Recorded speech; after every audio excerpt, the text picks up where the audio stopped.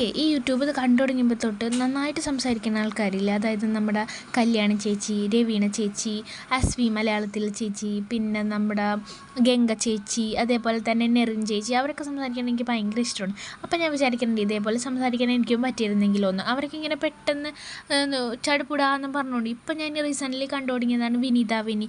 അതും എനിക്ക് ഭയങ്കര ഇഷ്ടമാണ് ഇങ്ങനെ പറയണ കേൾക്കണം. അങ്ങനെ കണ്ടാണ് ഞാനും ഡെയിലി ഷോർട്സ് ഇടാം ഇങ്ങനെ സംസാരിച്ച് തുടങ്ങാമെന്ന് ഞാൻ വിചാരിച്ച് ഇട്ട് തുടങ്ങിയത്. എനിക്കിപ്പോൾ എന്തോ ഇത് അഡിക്റ്റായിപ്പോയിരുന്നു. കാരണം എനിക്കിങ്ങനെ സംസാരിക്കുന്നത് ഭയങ്കര ഇഷ്ടമുള്ളൊരു കാര്യമാണ്. നേരത്തെ എനിക്ക് വായന ഭയങ്കര ഇഷ്ടമായിരുന്നു. ഞാനിങ്ങനെ എന്തെങ്കിലുമൊക്കെ വായിക്കുമായിരുന്നു. ഇപ്പോൾ എനിക്ക് റീസെൻ്റ്ലി ഞാൻ അഡിക്റ്റായിട്ടിരിക്കുന്ന സാധനം ഇങ്ങനെ സംസാരിച്ചുകൊണ്ടിരിക്കുന്നതാണ്. കാരണം ഇപ്പോൾ ഡെലിവറിയൊക്കെ കഴിഞ്ഞ് നമ്മൾ പുറത്തോട്ടൊന്നും പോകണില്ല, ആരെയും കാണില്ല, വീട്ടിൽ തന്നെയാണല്ലോ. അപ്പോൾ നമുക്ക് ആരെങ്കിലോട്ടും സംസാരിക്കാൻ, നമ്മുടെ കാര്യങ്ങളൊക്കെ പറയാം, അല്ലെങ്കിൽ നമ്മളെ കേട്ടിരിക്കാൻ ഒരാളുണ്ടാവുക എന്നതാണ് ഏറ്റവും വലിയൊരു കാര്യമല്ലേ.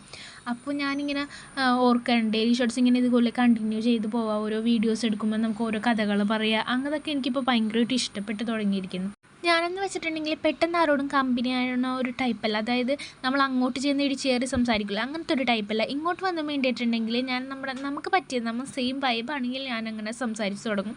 ഭയങ്കര കമ്പനി ആയാൽ പിന്നെ ഞാൻ ആ റിലേഷൻ ഒരിക്കലും വിട്ട് കളയൂല.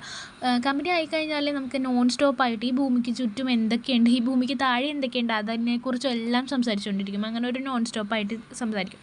പക്ഷേ എനിക്ക് അറിയാത്തൊരാളുടെ ഇടയിൽ പോയി വളവള സംസാരിക്കുന്ന അതെനിക്കെന്തോ പറ്റില്ല. അത് മടിയാണെന്ന് തോന്നുന്നു, എനിക്ക് എന്താണെന്ന് അറിയില്ല.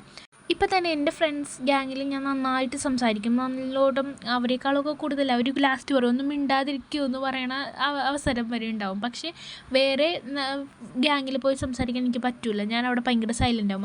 അതേപോലെ തന്നെ പുറത്ത് പോകുമ്പോഴും വീട്ടിലൊക്കെ ഞാൻ നന്നായിട്ട് സംസാരിക്കും. പക്ഷേ പുറത്ത് പോകുമ്പോൾ ഞാൻ സൈലൻ്റ് ആവും. എന്തെങ്കിലും ഫാമിലി ഫങ്ഷൻസൊക്കെ വരുമ്പോൾ ഞാനവിടെ സൈലൻ്റ് ആയിട്ടിരിക്കും. നമുക്ക് അറിയാത്ത അറിയണ ആൾക്കാരാണെങ്കിൽ ഞാൻ സംസാരിച്ചുകൊണ്ടിരിക്കും. പിന്നെ വേറെ ഒരു കാര്യവും മൈൻഡ് ചെയ്യില്ല.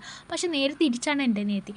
അവൾ എല്ലാവരോടും സംസാരിക്കും, എല്ലാവരും കാണുമ്പോൾ ചിരിക്കും, അറിയാത്തവർ പോയി മിണ്ടിക്കും. എല്ലാവരും പറയാറുണ്ട് അറിയാത്ത ആൾക്കാരെ കൂടി ചിരിച്ച് വീഴ്ത്തും. അങ്ങനെയാണ് അവൾ.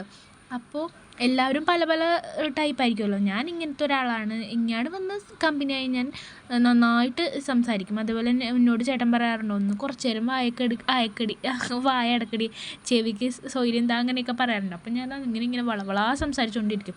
ഇപ്പം ഞാൻ പറയണത് കേൾക്കാൻ ഒരാളെങ്കിൽ ഒരാളുണ്ടാവുമല്ലോ എന്ന് വിചാരിച്ച് എനിക്ക് യൂട്യൂബിൽ വീഡിയോ ഇടാം. എനിക്ക് ഭയങ്കര ഇഷ്ടപ്പെട്ട് തുടങ്ങിയിരിക്കുന്നു. അപ്പോൾ ഇതൊക്കെയാണ് എൻ്റെ ചെറിയ കാര്യങ്ങൾ. ഇനി വീഡിയോസ് മുടങ്ങാതെ ഇടാൻ ഞാൻ നോക്കാം. ഓരോ കഥകളും ഓരോ തമാശകളൊക്കെ ആയിട്ട് നമുക്കിങ്ങനെ പറഞ്ഞുകൊണ്ട് ഇരിക്കാമല്ലോ.